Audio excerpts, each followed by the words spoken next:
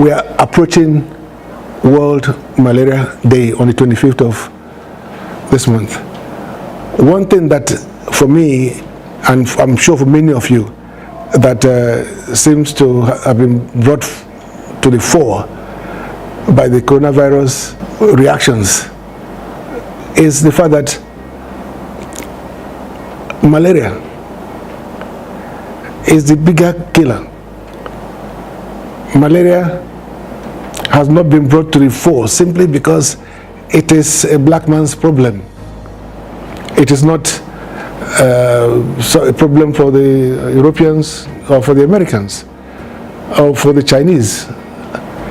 Malaria is our problem, and my foundation, along with others over the years, have been trying desperately to see how government and the private sector can collaborate towards achieving some measure of success in fight against malaria.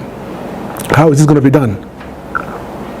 We're looking at researches in various institutions and various universities to see whether we can get vaccine. I hear vaccine every day now. People are talking about vaccines.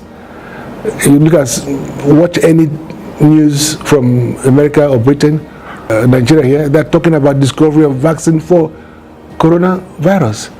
Why are we not, before now, talking about vaccine for malaria? For me, all the efforts that's been made now to contain coronavirus is a test run for the fight that we're getting ready against malaria. When I went to Antarctica earlier this year and returned after meeting with some scientists and all that, we discussed the possibilities of fumigating the entire country. We discussed how this will be done, the cleanup of Nigeria.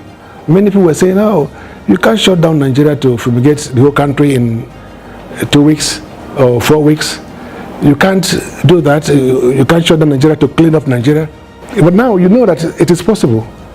People are staying at home in various countries, including Nigeria, for weeks. And this is all that we need, this kind of discipline. But governments, federal and state governments must come together to make this happen.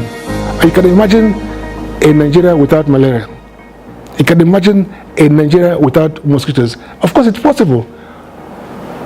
It is possible if we agree to do what I have proposed over time, which is fumigation of Nigeria, from the streets to the houses, from the air. We must do all that.